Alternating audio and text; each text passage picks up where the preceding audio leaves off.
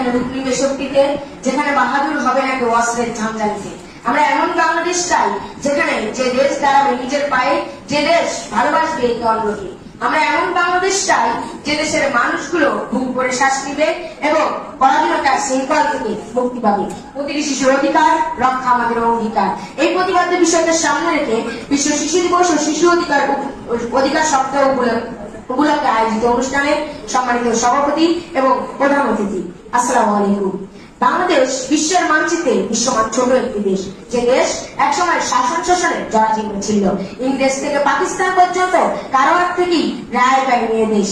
অবশ্যই দেয়ালের দিক থেকে বাংলার দামাল সন্তানরা অস্ত্র হাতে ঝাঁপিয়ে পড়ে মুক্তিযুদ্ধে।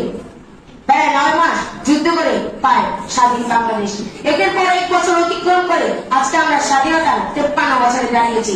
কিন্তু 53 বছরে দাঁড়িয়েও আমরা এখন পরাধীনতার শৃঙ্খলে, যেখানে ছাত্র জনতার নেই কোনো বাক স্বাধীনতা, যেখানে সরকারের নেই কোনো জবাবদিহিতা, যেখানে সরকারের আচরণ হয়ে ওঠে কর্তৃত্ববাদ, যার প্রভাব পড়ে গোটা জাতির উপরে।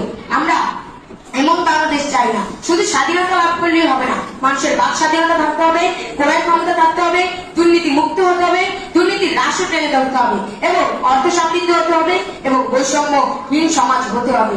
শিক্ষা ব্যবস্থায় আমাদের আরো সফলতা দরকার। আজকে আমরা বলি বাংলাদেশ খাদ্যে স্বয়ংসম্পূর্ণ। এই নৈপথ্যের অর্জনের নায়ক হচ্ছে কৃষকরা, কিন্তু কৃষিক্ষেত্রে আরো যান্ত্রিকরণের দরকার। কৃষকদের আমরা আক্ষরিকতেই বলতে পারি, মাথার গাম পায়ে ফেলে কৃষকরা আমাদের জন্য খাদ্য তৈরি করে। বীজ সংগ্রহ করা, সংরক্ষণ করা, কীটনাশক, সারের চোরামূল্য ইত্যাদি তো আছেই। আমরা চাই বাংলাদেশ থেকে বেকারত্বের মতো অভিশাপ দূর হোক।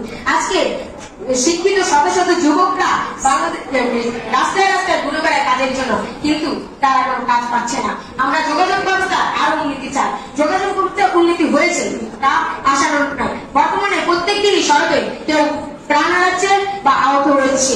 এই মৃত্যুর মিছিল দীর্ঘ থেকে দীর্ঘতর এবং এই মিছিল অপ্রতিরোধ্য।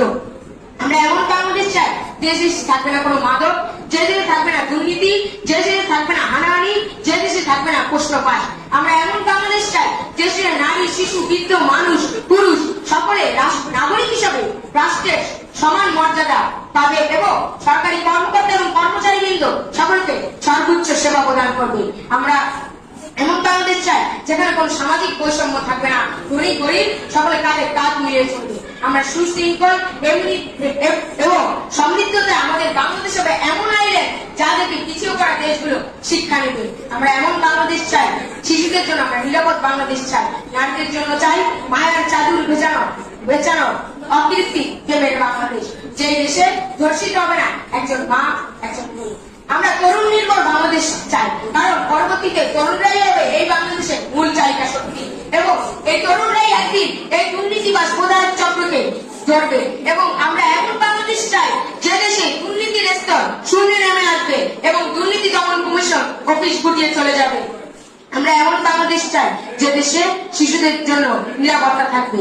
পরিশেষে বলতে চাই, উপযুক্ত সকল চাওয়া বাংলাদেশের উন্নয়নের অংশবাদী। যেদিন সকালে ঘুম থেকে উঠে শুনবো এই দেশ দুর্নীতি মুক্ত, যেদিন সকালে ঘুম থেকে উঠে শুনবো এই দেশে একজন মাদকাসক্ত নেই, যেদিন সকালে ঘুম থেকে উঠে শুনবো এদেশের মানুষগুলো বুক করে শ্বাস নিতে পারছে, সেদিনই বাংলাদেশের স্বাধীনতা প্রকৃত বিজয় হবে। সকলকে ধন্যবাদ।